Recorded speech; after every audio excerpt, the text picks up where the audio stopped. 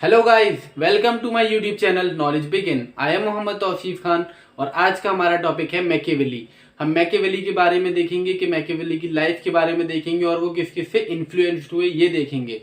तो मैकियावेली का पूरा नाम जो था वो था Niccolo di Bernardo dei Machiavelli, ये उनका पूरा नाम है। और मैकियावेली कहाँ पैदा हुए? मैकियावेली फ्लोरेंस में पैदा हुए, जो कि कहाँ था? इटली में था। क्यों और कब? 3 मई 1469 में वो पैदा हुए, इटली के फ्लोरेंस शहर में। इटली जो है उस टाइम पर वो 5 पार्ट्स में डिवाइड था, उसी में से एक पार्ट था फ्लोरेंस और वो वहीं पर पैदा हुए। और उनकी डेथ भी जो हुई वो भी फ्लोरेंस में ही हुई। वो 21 जून और 1527 में उनकी डेथ हुई थी।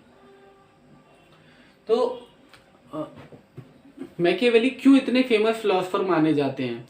क्योंकि मैकियावेली जो थे वो रियलिज्म पे बिलीव करते थे। वो एक प्रैक्टिकल फिलोसफर थे। वो आइडियलिस्ट पर बिलीव नहीं करते थे, वो एक प्रैक्टिकल फिलोसफर थे और प्रैक्टिकल थ्योरीज पर बिलीव रखते थे वो। और उन्होंने अपनी स्टडी कैसे की? उन्होंने study under his father who was jurist. उन्होंने अपनी स्टडी अपने फादर के अंडर की, जो कि एक जूरिस्ट थे। अब इन्होंने अपनी एक फेमस बुक लिखी है। इनकी 2 फेमस बुक है, एक प्रिंस और एक डिस्कोर्सेस। प्रिंस जो कि इन्होंने लिखी है 1513 में और एक डिस्कोर्सेस जो कि लिखी है इन्होंने 1521 में। अपनी बुक प्रिंस में ये बात करते हैं कि प्रिंस को ये क्या सिखाते हैं? आर्ट ऑफ रूलिंग सिखाते हैं कि एक प्रिंस को कैसे रूल करना चाहिए अपनी स्टेट के अंदर। आर्ट ऑफ रूलिंग की बात करते हैं ये उसके अंदर। और डिस्कोर्सेज में फॉर्म ऑफ गवर्नमेंट की बात करते हैं, बताते हैं सबसे अच्छी गवर्नमेंट कौन सी होती है। तो उसमें ये बताते हैं रिपब्लिक फॉर्म ऑफ गवर्नमेंट को ये सबसे अच्छी फॉर्म ऑफ गवर्नमेंट बताते हैं। और he was a practical politician. ये एक प्रैक्टिकल पॉलिटिशियन थे और इन्होंने कभी नहीं कहा कि मैं पॉलिटिकल फिलोसफर हूं। ये हमेशा अपने आप को प्रैक्टिकल पॉलिटिशियन माना करते थे। Niccolo Machiavelli held as a father of modern political theory. और ये अपने आप को इन्हें क्या कहा जाता था? ये कैसे उभरे? ये father of modern political theory भी इन्हें कहा जाता था, father of modern political theory. अब देखते हैं वो फैक्टर्स जिन्होंने बहुत ज्यादा इन्फ्लुएंस किया मैकियावेली की थिंकिंग को। तो सबसे पहला जो पॉइंट है वो है contemporary situation in Italy. Italy के अंदर सिचुएशन बहुत ज़्यादा ख़राब हो गई थी। जैसे कि मैंने अभी बताया कि इटली जो है वो 5 पार्ट्स में डिवाइड हो गया था, जिसकी वजह से लोगों में बहुत ज़्यादा कन्फ्लिक्ट और वार हो रहे थे। Divided Italian principalities and constant situation of war among them greatly affected Machiavelli.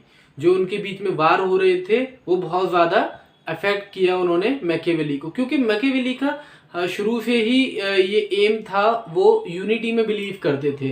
वो चाहते थे कि इटली दोबारा से एक साथ आ जाए और वो इसी सबको एक साथ देखना चाहते थे। इसीलिए जब वो अपनी प्रिंस की थ्योरी देंगे तो वो इसमें ये भी बताएंगे कि मतलब एक प्रिंस कैसे लोगों को जोड़ कर रख सकता है। और यूनिटी के लिए वो हार्श फैक्टर्स भी उसे यूज करने पड़े, लोगों के खिलाफ सख्ती अपनानी पड़े तो वो अपना सकता है। दूसरा, रेनेसेंस। रेनेसेंस जो है ये एक ऐसा पीरियड था जिस उस टाइम पर जब पूरे यूरोप में जो है वो बदलाव आ रहा था। यानी कि कंटेम्प्रेरी वर्ल्ड से वर्ल्ड जो है वो चेंज हो रहा था, कि इसमें मॉडर्न वर्ल्ड में चेंज हो रहा था। और इसीलिए इसका मीनिंग है रीबर्थ, मतलब दोबारा से बन रहा था, रीबर्थ हो रही थी उसकी।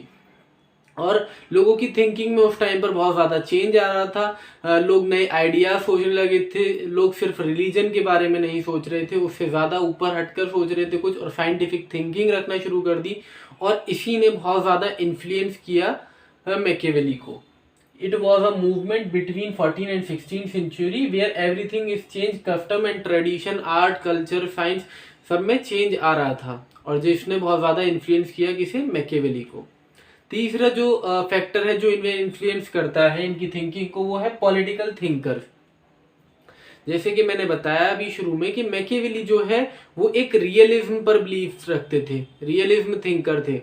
यानी कि उनकी थिंकिंग किस पर थी? प्रैक्टिकल थ्योरीज पर वो ज़्यादा बिलीव रखते थे। इसीलिए वो ऐसे अब उनकी थिंकिंग ऐसे आई कैसे, तो वो किसकी वजह से आई, Machiavelli was greatly influenced by Aristotle, वो एरिस्टोटल से बहुत ज्यादा इन्फ्लुएंस थे, और मेर्सिलियो, तो इसीलिए एरिस्टोटल जो है वो बहुत ज्यादा इन्फ्लुएंस थे किससे, उनकी थिंकिंग से, एरिस्टोटल से। और एरिस्टोटल भी रियलिज्म फिलोसफर थे जो रियलिटी में बिलीव करते थे, तो ये इसीलिए इनको बहुत ज्यादा फॉलो करते थे, और मेर्सिलियो को भी फॉलो करते थे, इसीलिए इनकी थ्योरी से ही इन्फ्लुएंस होकर इन्होंने सेक्युलर आइडियाज दिए